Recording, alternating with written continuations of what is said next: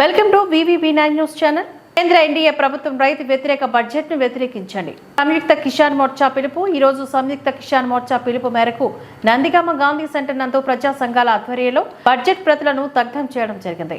ఈ సందర్భంగా కౌలు రైతుల సంఘం జిల్లా కార్యదర్శి చనుమోలు సైదులు, జిల్లా కార్యదర్శి కె గోపాల్ మాట్లాడుతూ 2024-25 ఆర్థిక సంవత్సరానికి గాను బడ్జెట్ ను కేంద్ర ఆర్థిక శాఖ మంత్రి శ్రీమతి నిర్మలా సీతారామన్ లోక్సభలో ప్రవేశపెట్టారు.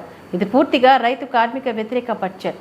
మొత్తం బడ్జెట్ విలువ 48,50,515 కోట్లయితే 63% గ్రామీణ ప్రజలు ఆధారపడిన వ్యవసాయ రంగానికి గాను దానిలో కేటాయించింది 1,52,000 కోట్లు మాత్రమే, అనగా 0.50% అన్నమాట.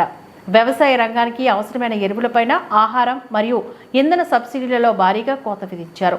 2022-23లో ఎరువుల సబ్సిడీకి 2,51,339 కేటాయించగా 2023-24 సంవత్సరానికి గాను 1,88,894 కోట్లు తగ్గించి 2024-25 సంవత్సరానికి గాను 1,64,000 కోట్లకు దారుణంగా కుదించారు.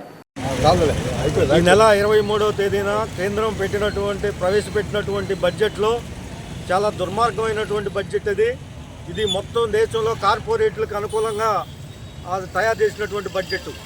అందులో ప్రధానంగా 63% రాబడి ఉన్నటువంటి వ్యవసాయ రంగానికి కేవలం 0.5% మాత్రమే నిధులు కేటాయించడం చాలా దుర్మార్గమైనటువంటి విషయం.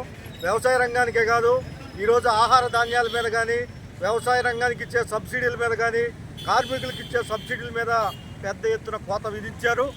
ఒకవైపునేమో బడ్జెట్లో నిధులు తక్కువ కేటాయించడం, మరోవైపున ఇచ్చే సబ్సిడీల్లో కోత పెట్టడం, ఫలితంగా మొత్తం నిర్వీర్యం కాబడే పరిస్థితులు ఏర్పడ్డాయి. కాబట్టి ఈ సందర్భంగా మేము Samyukta Kisan Morcha, all trade unions కలిసి దేశవ్యాప్తంగా ఈ రోజున ఈ బడ్జెట్ ప్రతులను తగలబెట్టమని నిరసన కార్యక్రమానికి పిలిపివ్వడం జరిగింది. అందులో భాగంగా ఈరోజు నందిగామ గాంధీ సెంటర్లో ఈ నిరసన కార్యక్రమం నిర్వహించడం జరుగుతుంది. తక్షణం ప్రభుత్వం ఇప్పటికైనా సరే బడ్జెట్లో వ్యవసాయ రంగానికి, కార్మిక రంగానికి నిధులు కేటాయించి వ్యవసాయ రంగాన్ని ఆదుకోవాలని చెప్పేసి ఈ సందర్భంగా ప్రభుత్వాన్ని డిమాండ్ చేస్తూ ఉన్నాం.